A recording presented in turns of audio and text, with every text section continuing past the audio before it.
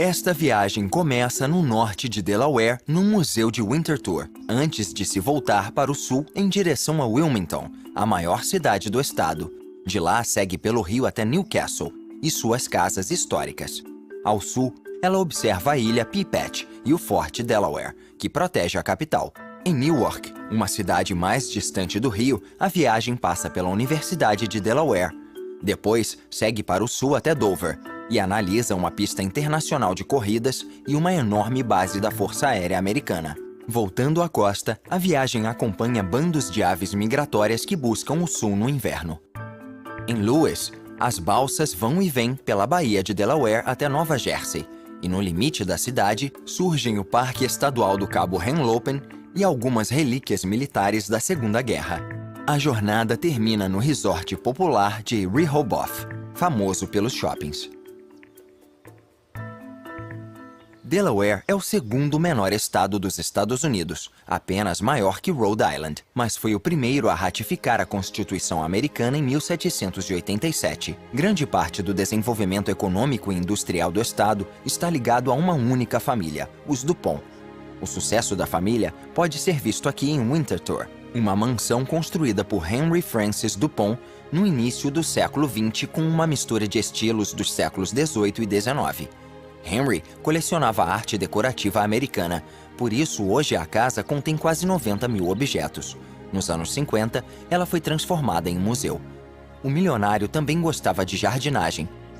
Por isso, os visitantes hoje podem passear pelos 25 hectares que cercam a casa. Henry escreveu no fim da vida: "Eu sinceramente espero que o museu seja sempre uma fonte de inspiração e educação. E que o jardim e o terreno sejam também um museu em que os visitantes possam aproveitar, como eu, um local que foi amado e bem cuidado por 3 gerações." Outro integrante da família, Alfred Dupont, construiu a Nemours Mansion em 1910, usando um estilo francês do século XVIII. O local é chamado de Nemours por causa da cidade natal do primeiro Dupont, que foi para os Estados Unidos durante a Revolução Francesa. A mansão tem mais de 70 cômodos espalhados por 5 andares e foi um presente de Alfred para sua segunda esposa, Alicia. Alfred Dupont também criou a Fundação Nemours, que cuida de crianças doentes, e construiu um hospital pediátrico perto da casa. Uma das maravilhas de Nemours são os jardins, projetados em estilo formal e muito influenciados pelos jardins de Luís XIV em Versalhes, na França. O jardim é o maior do tipo na América do Norte e tem um eixo central de quase 500 metros. O terreno tem fontes, piscinas, estátuas e um pavilhão, todos cercados por uma floresta. Em 2005, uma ampla restauração dos jardins e da casa foi terminada. O projeto durou 3 anos e custou quase 40 milhões de dólares. Os Dupont chegaram a Delaware em 1802 e fundaram a Eleutherian Mills, uma fábrica de pólvora. Na época, a água era necessária para movimentar as máquinas. Por isso, ao longo do Brandywine Creek, hoje existe uma série de construções abandonadas. Grande parte do maquinário usado nelas foi trazido da França, e os projetos das construções foram fornecidos pelo governo francês. No fim do segundo ano de funcionamento, o local já havia produzido quase 20 toneladas de pólvora. A partir disso, as vendas aumentaram. 60 anos depois, durante a Guerra Civil Americana, a empresa vendeu 4 milhões de barris do produto para o governo federal. No entanto, a fabricação de pólvora era um negócio perigoso. Em 1818, 33 pessoas foram mortas numa explosão. Por isso, as construções tinham 3 lados de pedra e uma parede de madeira voltada para o rio. Isso garantia que nenhuma explosão se voltasse para outros lugares próximos. A fábrica foi fechada depois da Primeira Guerra Mundial. Hoje é um museu da história da indústria. Do outro lado do rio fica a Estação Experimental Dupont, criada em 1903. Foi aqui que a pólvora deu lugar a uma nova era da química, abrindo espaço para a criação de tecidos como o nylon, o neoprene, o Kevlar e o Nomex. Hoje, a Dupont emprega mais de 2.000 cientistas, que trabalham em busca de novos produtos. Wilmington é a maior cidade de Delaware e o centro americano da indústria de cartões de crédito. Muitos dos maiores bancos do mundo têm sua sede americana aqui. A cidade foi fundada por colonos suecos em 1638. Eles deram ao rio o nome de sua rainha, Cristina. Mas em 1664, os ingleses tomaram o país. O nome da cidade veio do primeiro-ministro do rei Jorge II, Spencer Compton, conde de Wilmington. Um dos prédios mais bonitos da cidade é a estação de trem Wilmington de 1907. Em 2011, ela ganhou um novo nome, Estação Joseph R. Biden Jr., em homenagem ao vice-presidente Joe Biden, nascido no estado. No entanto, os moradores continuam a chamá-la apenas de Wilmington. Em 1637, um navio sueco saiu de Gotemburgo cheio de imigrantes para um novo mundo. Eles chegaram à América do Norte 4 meses depois. O nome do navio era Kalmar Nyckel. Esta réplica foi construída no local de fundação da Nova Suécia e inaugurada em 1997. Todos os anos, o navio participa de vários eventos e, sempre que possível, leva visitantes que são incentivados a ajudar a tripulação para passeios pelo mar. O Kalmar Nyckel é um embaixador marinho de Delaware e uma lembrança dos primeiros dias da colônia.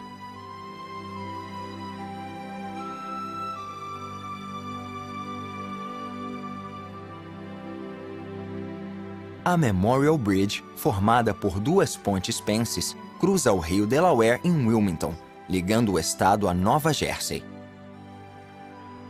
O primeiro trecho da ponte foi aberto em 1951 e substituiu uma balsa que havia começado a funcionar nos anos 20. O segundo trecho foi inaugurado em 1968 e fica 76 metros ao norte. Os dois trechos parecem iguais, mas a ponte mais nova usa placas de aço soldadas e não rebitadas como as da primeira. As 4 torres que sustentam a estrutura ficam a 134 metros da água. Quando o segundo trecho da ponte foi terminado, ficou decidido que as duas estruturas seriam dedicadas aos mortos na Segunda Guerra e nas guerras da Coreia e do Vietnã. 10 quilômetros abaixo do rio Delaware fica uma pequena cidade que, durante o século XVII, foi fundada pelos holandeses, tomada pelos suecos, retomada pelos holandeses e conquistada pelos ingleses. A cidade é Newcastle. O esquema holandês original da cidade foi basicamente mantido, assim como o Green, um parque que existe há mais de 350 anos. O centro da cidade hoje é um bairro com cerca de 500 imóveis históricos, construídos a partir do século XVII. Esta estátua representa William Penn, que recebeu os territórios que hoje são Delaware e a Pensilvânia do rei Carlos II da Inglaterra. Depois de chegar a Newcastle, ele viajou para o interior e fundou a cidade da Filadélfia. Mas o rígido governador Quaker não era muito apreciado pelos colonos do condado de Delaware. Por isso, em 1704, o estado se separou e se tornou a colônia de Lower Delaware. A capital do novo território era Newcastle, e o Tribunal de Justiça foi por certo tempo a sede de seu governo. Até hoje, alguns julgamentos são feitos aqui, para que o local mantenha o status de tribunal mais antigo, ainda em funcionamento, dos Estados Unidos. Durante o século XIX, Newcastle passou por um declínio econômico, o que fez com que muitos proprietários de imóveis não tivessem dinheiro para reformá-los. Por isso, muitas casas do século XVIII se mantiveram intactas, como a Amstel House. Ela foi construída em 1730 para um rico proprietário de terras, o Dr. Finney. Nos anos 20, a Sociedade Histórica de Newcastle salvou a casa, a restaurou, criou para ela um jardim no estilo do século XVIII e a abriu para o público em 1929. Em 1801, a Reed House foi construída. Ela é um dos melhores exemplos da transição entre o estilo georgiano da Inglaterra e o estilo federal americano. O jardim da casa foi criado em 1847 e ainda hoje é um dos melhores exemplos americanos desse tipo de paisagismo.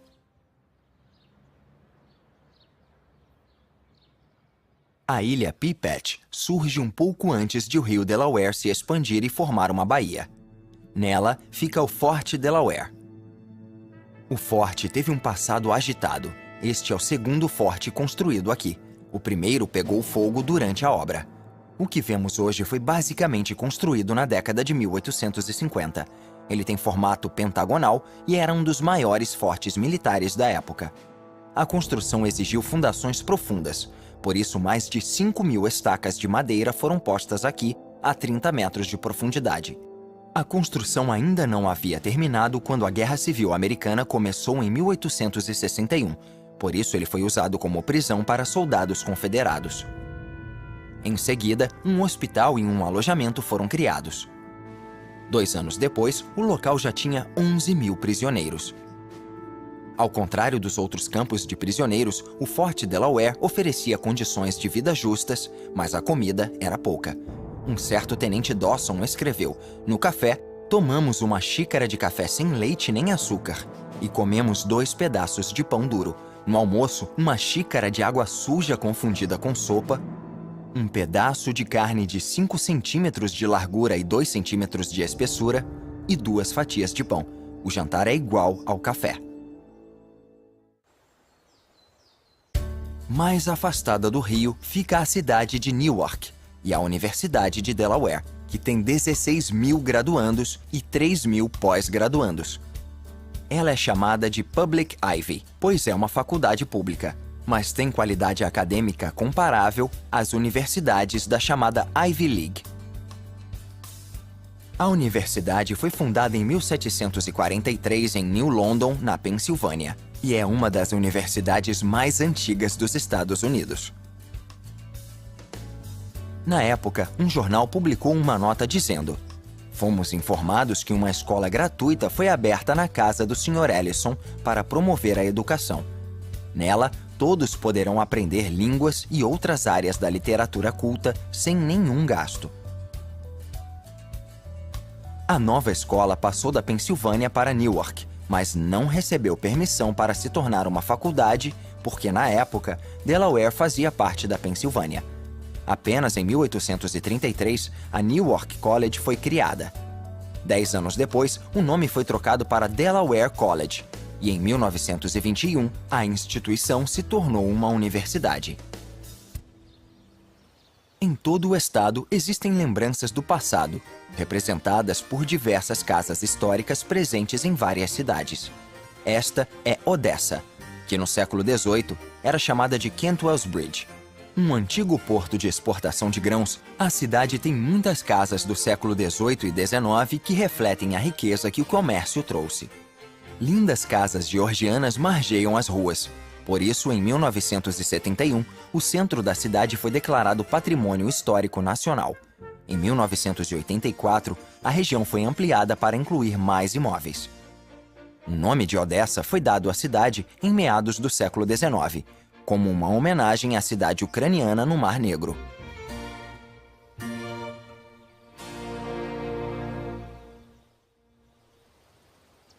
Perto da cidade de Dover, fica a International NASCAR Speedway Track, chamada pelos fãs de Monster Mile, a milha monstruosa, criada em 1969.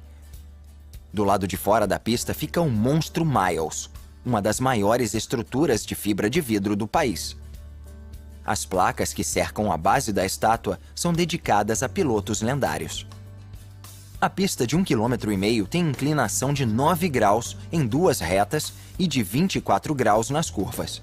Isso significa que os carros podem ultrapassar 280 km por hora, o que exige muito dos pilotos e dos veículos. Os fãs de NASCAR, a Associação Americana de Corridas de Stock Car, podem dirigir nesta pista através da Monster Racing School. Com isso, podem ter a mesma experiência de um piloto de corridas em uma das melhores pistas do país. Ao sul de Dover, existe uma grande base da Força Aérea, lar da 436ª Unidade da Aeronáutica, conhecida como Eagle Wing. Entre as aeronaves da unidade estão os enormes C-5 Galaxy, que podem transportar todo o material necessário para manter soldados em países estrangeiros. Mas esses aviões também realizam uma tarefa mais triste. São eles que transportam soldados feridos ou mortos em combate de volta para a base de Dover. A viagem continua para o sul e chega ao Killian's Pond State Park, aberto em 1965.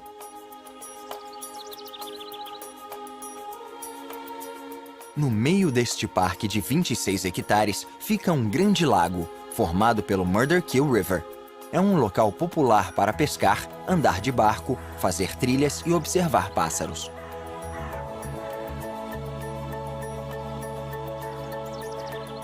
O nome dramático do rio, que significa assassinato, morte, se refere a um incidente de 1648, quando vários colonos holandeses foram mortos pelos índios da região que supostamente tinham vindo trocar mercadorias com eles.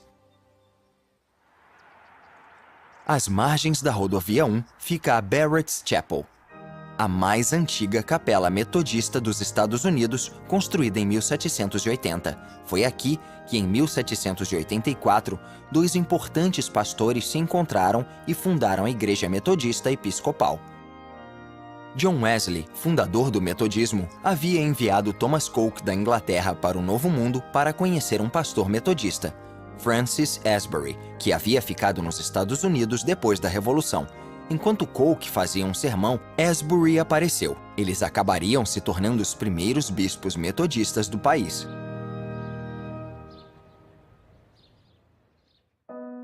De volta à costa, o rio St. John's deságua na Baía de Delaware. Grande parte do curso baixo do rio é cercada por manguezais. São locais perfeitos para a caça aos patos. Clubes de caça alugam e fazem a manutenção dos terrenos, plantando novos arbustos, construindo cabanas e preparando camuflagens. No entanto, talvez o barulho de um helicóptero não seja a melhor coisa para um caçador escondido. Longe da costa e de tiros, milhares de aves migratórias descansam, antes de continuar sua jornada até o sul para o inverno.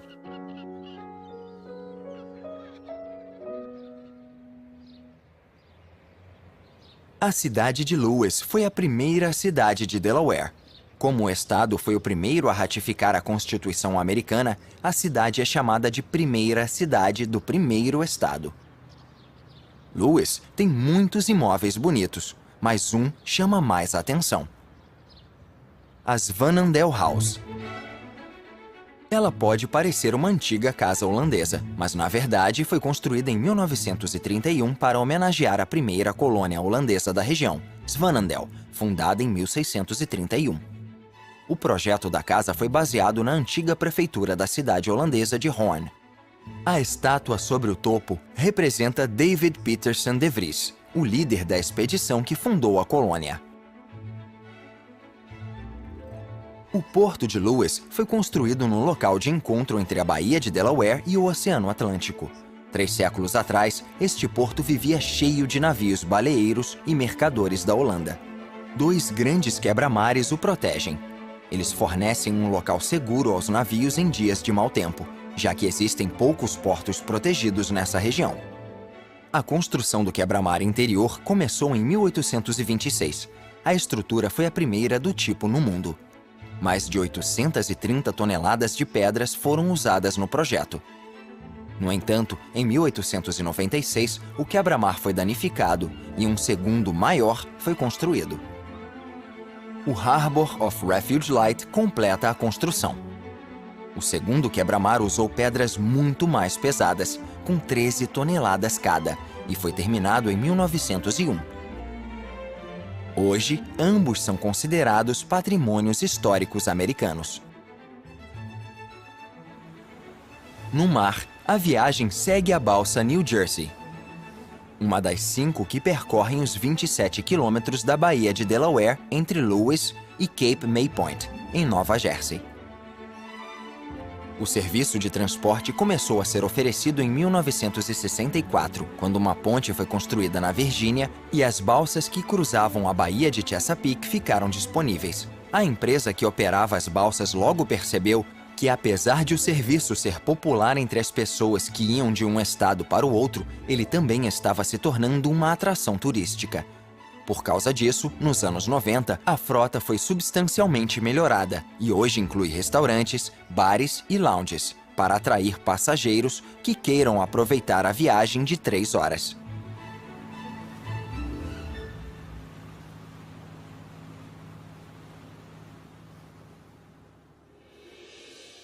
Perto de Lewes ficam o Cabo Henlopen e o Forte Miles, uma das maiores e mais armadas fortificações já construídas. Ele foi criado em 1941, pouco antes do ataque a Pearl Harbor. No auge da Segunda Guerra Mundial, mais de 2.000 soldados ficavam posicionados aqui. A tarefa do forte era proteger a costa de um ataque inimigo. Em meio às dunas de areia, havia grandes canhões. No entanto, o Forte Miles nunca participou de nenhuma batalha e só disparou tiros uma vez durante toda a guerra.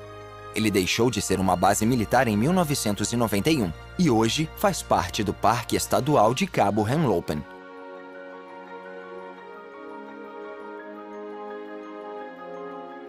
Uma atração interessante da antiga área militar são as torres de controle de tiro. Elas têm 5 andares de altura e um deck de observação no topo. Foram construídas para ajudarem na triangulação e na localização de qualquer navio ou submarino suspeito e passarem as coordenadas para as armas posicionadas nas dunas. 5 torres ainda estão de pé e uma delas fica aberta ao público.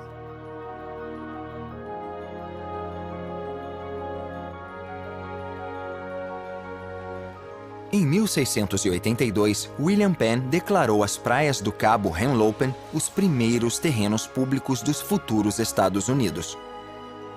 Ele afirmou que o cabo devia ficar disponível aos cidadãos de Lewes e do condado de Sussex. Hoje, os cidadãos do estado ainda aproveitam esse direito, inclusive os pescadores, que enchem a praia quase todos os dias. O cabo é um dos melhores lugares para a pesca da costa atlântica do país. E o melhor é que é possível chegar de carro à praia, com todo o seu equipamento.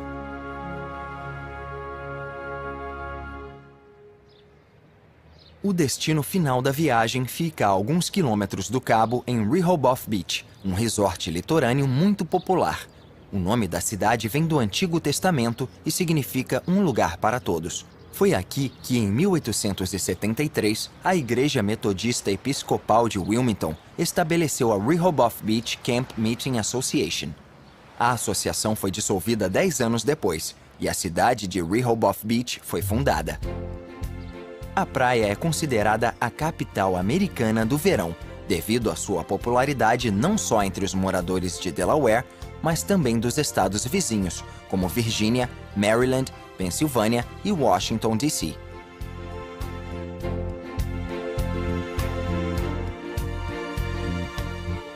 A popularidade do lugar também vem de sua abertura.